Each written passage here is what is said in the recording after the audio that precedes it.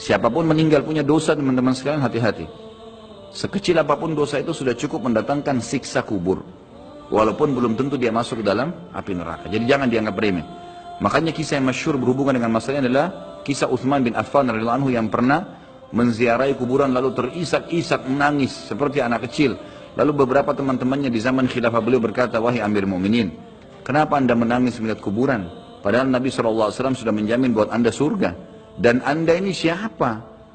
Terkenal anak mantunya Nabi SAW, ya, dapat jaminan surga. Nabi sebutkan lisannya langsung, Utsman di surga, dijamin. Bagaimana bisa anda menangis seperti ini?" Jawaban Utsman radhiyallahu anhu sangat bijak. Orang yang beriman dan berilmu punya jawaban yang tepat. Dia mengatakan Rasulullah SAW menjamin buat saya surga, tapi tidak menjamin saya selamat dari siksa kubur. Dari mana jaminan saya disiksa dulu di kubur? Nanti saya masuk surga, betul. Tapi di kubur disiksa dulu karena masih ada dosa.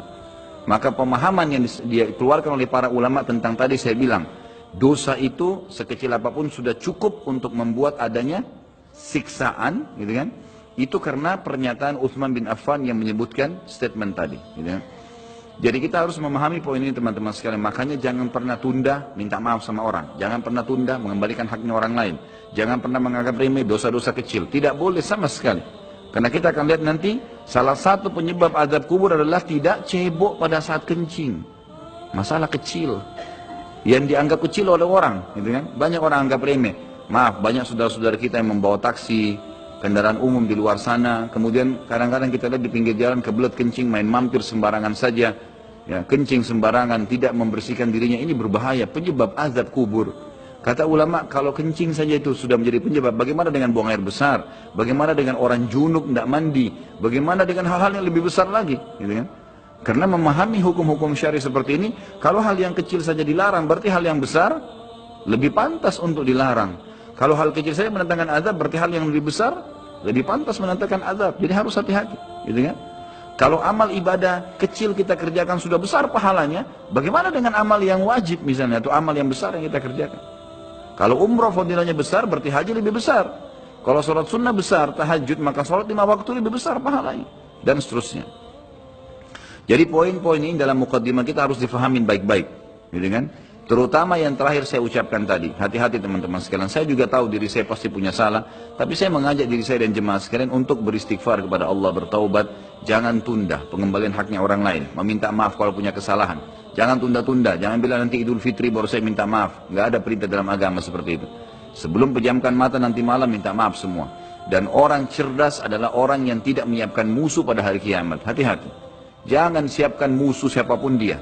Maka harus ini, ya, kembalikan semua hak-hak orang, minta maaf. Kalau pernah mengambil barang orang yang tidak jelas, kembalikan. Kalau tidak, sedekahkan sejumlah itu. Semua selesaikan. Jangan ada masalah. Ya, jangan pernah ada masalah, jangan siapkan musuh.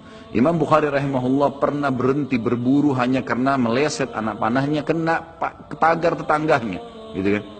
Diajak teman-temannya, kita memanah yuk, berburu. Beliau senang berburu. Kemudian pada saat beliau lagi latihan panah, ternyata anak panahnya sempat mencuil sedikit pagar kayu tetangganya.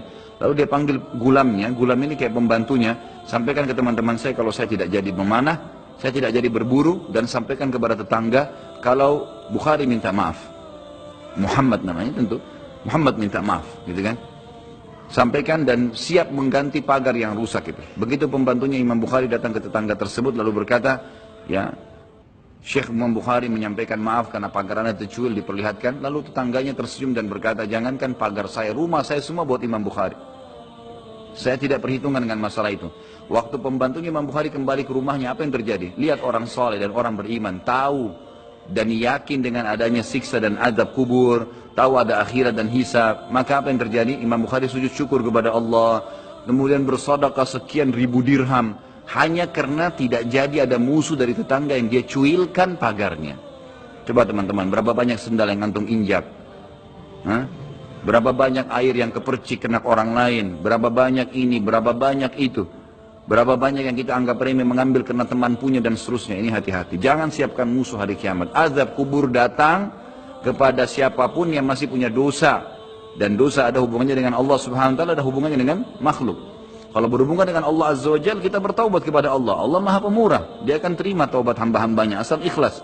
Tapi dengan makhluk nggak bisa. Mencuri, menggunjing, memfitnah, ya, mengambil, memakan, ya, merusak namanya orang lain, ini nggak boleh. Ini harus selain tobat kepada Allah, meminta maaf kepada orangnya. Nah, ini tidak boleh ditunda ini.